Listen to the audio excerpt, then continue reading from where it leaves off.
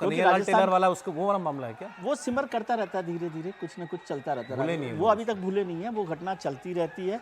और भीलवाड़ा तो उदयपुर के बिल्कुल बगल में है, बारां तो बहुत दूर पड़ता है, बारां अलग इलाके में है, उत्तर राजस्थान में आता है, वो दक्षिणी राजस्थान का तो लोगों के अंदर ये एक थोड़ा सा डिस्कंटेंट है कि भाई वो जिस तरीके से कन्हैया लाल को मारा गया, हाँ, उसके ऊपर आपने कार्रवाई ठीक नहीं की, उस पर कोई अभी तक निकला नहीं रास्ता। और वो उसका बच्चा जो है, बेटा है, उसको भी बार बार दिखाते हैं कि भाई वो अभी तक नंगे पैर घूम रहा है, कि उसको जो मिलना चाहिए था, जो चीज़ें होनी चाहिए थी, वो नहीं की। चलते हैं, सही बात, हाँ, बिना चप्पल के चलते, तो वो सब चीजें तो ये भी तो सर गलत है ना हमारे यहाँ पे। अरे वो ओपन शर्ट केस है, उसमें जो है वो वीडियो बना करके वो तो काट रहा है कन्हैया लाल को, ऐसा आरोपी जो है उसको भी हम लोग सजा नहीं दिला पाए अभी तक।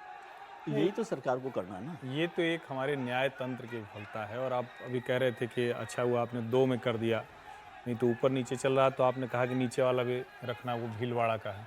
अरे स्क्रीन छोटी पड़ जाएगी भाई। 12 वफात के जुलूस में भीलवाड़ा और 12 एक आप बता रहे हैं, 2 बता रहे हैं, बरेली की घटना है। देश के हर हिस्से से ऐसी घटना आती है, आप वहाँ के स्थानीय अखबार उठाइए।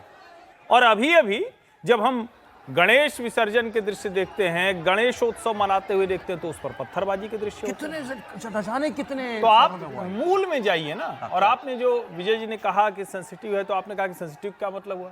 सेंसिटिव मतलब ये हो जहां मुसलमान ज्यादा हो जाए, सरल भाषा में, जहां मुसलमान ज्यादा हो जाए वो सेंसिटिव हो।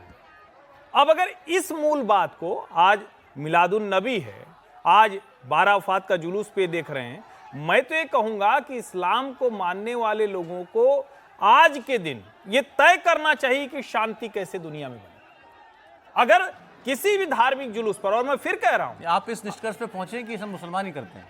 नहीं, बहुतायत ऐसा हो रहा है ना। आप सोचिए, अगर गणेशोत्सव में मुस्लिम इलाके से गए तो पत्थरबाजी हो गई, वो पुलिस रूट तय करती है। यहां पुलिस ने रूट तय किया हुआ है, लेकिन हमको दूसरे रूट से जाना है, बच गए तो पत्थरबाजी शुरू हो गई।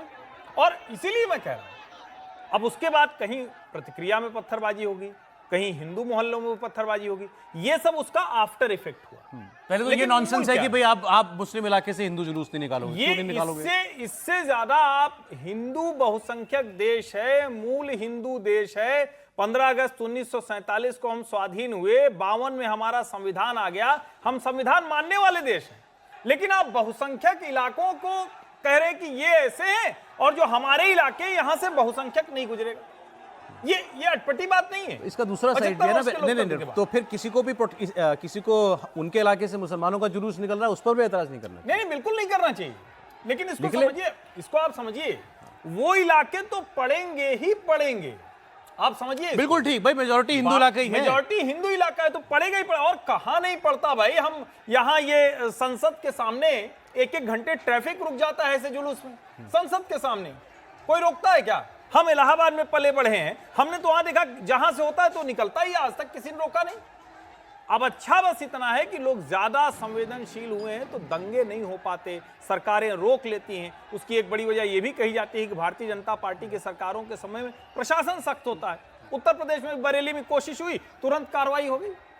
सवाल लेकिन इससे बड़ा है, क्या पुलिस की कार्रवाई, क्या किसी सरकार, क्या भाजपा, क्या हिंदू मुसलमान, क्या उसकी जरूरत है? अरे भाई, आज आपका त्योहार है, जैसे जहां से जाना है जाइए, इस तरह की स्थिति होनी नहीं चाहिए। और मैंने मान लिया कि चलो पुलिस ने रोक दिया। सर, ये सब सारी बात ये है, पुलिस हर मामले में टाइट कर दे। अगर जहां भी किसी ने बिल्कुल, जहां किसी ने तुर्रम खां बनने की कोशिश करी, वहीं उसको राइट टाइम अगर कर दो। वही गुजरात के अंदर वहां जो पत्थरबाजी हुई गणेश पंडाल के ऊपर, गृह मंत्री ने कहा सुबह सूर्योदय होने से पहले सारे लोग पकड़े जाएंगे। तो रात को 2 बजे उस आदमी ने जाकर के पंडाल में पूजा की, सब लोग अंदर हो चुके थे। लेकिन उसका दूसरा पहलू क्या है? क्या? देश भर में वही वीडियो निकालकर, वही फोटो निकालकर कहा जा रहा है कि गृह मंत्री इस तरह से करेगा। नहीं तो ये तो कम्युनल एक्ट हो गया। नहीं, क्या कम्युनल एक्ट? क्यों मार दिया? वो बेचारे लंगड़ा रहे हैं, वो बेचारे चल नहीं पा रहे हैं। तो ये सब कह के और उसको मुस्लिम इलाकों में दिखाया जा रहा है कि देखिए मुसलमानों को पीटा जा रहा है। तो वहां पर अगर कोई वहां कोशिश कोई करे तो वहां की सरकार भी करे। ये तो देखिए, वहां के जो जहां ये घटना हुई है, वहां के स्थानीय जनप्रतिनिधियों से मेरी बात हुई है, बाकायदा उसकी तैयारी की गई, बाकायदा साजिश। कोई सरकार दंगाबाजी की इजाजत नहीं दे सकती सर, आपका काम है। नहीं, आपको बिल्कुल नहीं देना चाहिए और दे भी नहीं रही, इसीलिए दंगे अब रुक गए हैं इन आज के सरकार। ऐसा है कि 60 के दशक के बाद होता क्या था कि आपको एक, मान लीजिए रामनवमी का जुलूस निकालना है, पुलिस ने कहा कि अब इधर से नहीं निकालेंगे, सेंसिटिव प्लेस है, हिंदू का जुलूस नहीं निकला। बता दिया कि आप इतने दूर तक ऐसे ही घटनाएं होती थी कि आपका लाउड स्पीकर यहाँ नहीं बज सकता है, आप आराम से चुपचाप करिए।